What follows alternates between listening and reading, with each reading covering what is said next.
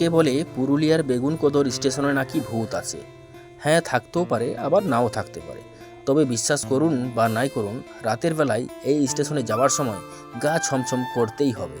তবে শুধু বেগুনকোদরই নয়, আমাদের দেশের এমন অনেক রেলওয়ে স্টেশন রয়েছে যেখানে লোকেরা নানা রকমের অস্বাভাবিক গতিবিধি অনুভব করেছেন। আজ আমরা সেই ভুতুড়ে রেলওয়ে স্টেশনগুলির মধ্যে একটি গুরুত্বপূর্ণ রেলওয়ে স্টেশন বেগুনকোদর স্টেশন নিয়ে আলোচনা করব। তো চলো, ভিডিওর সঙ্গে থাকো, শেষ পর্যন্ত দেখতে থাকো, অবশ্যই ভিডিওটা ভালো লাগবে। কেন প্রায় 50 বছর ফাঁকা পড়ে আছে পুরুলিয়ার এই স্টেশন, কারো জানা আছে কি? পুরুলিয়ার অযোধ্যা পাহাড়ের গা ঘেঁষে যাওয়া একটি ছোট্ট স্টেশন, চারপাশে অপূর্ব প্রাকৃতিক পরিবেশ। এই স্টেশনে মন ভরিয়ে দেওয়ার মতো অনুভূতি, কিন্তু এক অজানা আতঙ্কে এই স্টেশন খালি পড়ে রয়েছে প্রায় 50 বছর ধরে।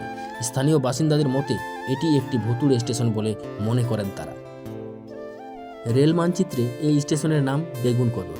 নামটা কম বেশি সবারই শোনা। পাকা ইরামতের স্ট্যান্ড, বিল্ডিং, রেল কোয়ার্টার্স সবই রয়েছে। এক সময় এই স্টেশন লাগোয়া নাকি এক বড় বাজারও ছিল। সেই সময় অনেক লোক আসা যাওয়া করত এই বেগুনকোদর স্টেশনে। এখন কিন্তু সেসব অতীত। রেল লাইনের ধারে সারা রাত হানাবাড়ির মতো পড়ে থাকে পুরুলিয়া জেলার কোটশিলার এই বেগুনকোদর স্টেশন।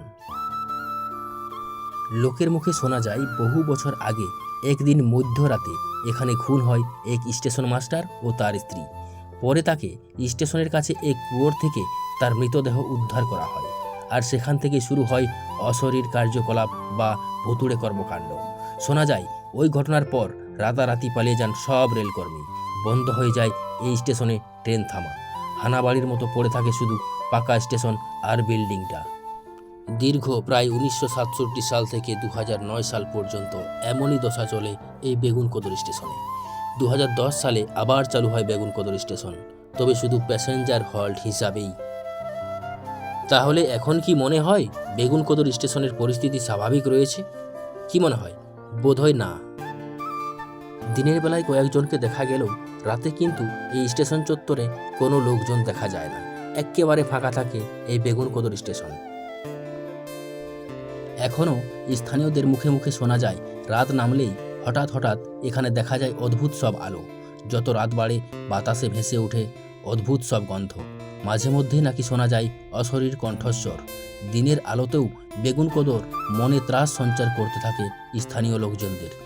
দিনের বেলাতেও অনেকেই নাকি কানের কাছে মানুষের গলা শুনে চমকেও উঠেছেন। অনেকে আবার চারপাশে তাকিয়ে দেখে কাউকেই দেখা যায়নি। অনেক সময় আবার লোকজনের গা ঘেঁষে চলে গিয়েছে অশরীর কেউ। আচমকা ধাক্কা খেয়ে সচেতনও হয়েছে কেউ, কিন্তু যার সঙ্গে ধাক্কা লাগলো তার দেখা মেলেনি। এমনই নানা গল্প স্থানীয় লোকজনদের মুখে মুখেই শোনা যায়।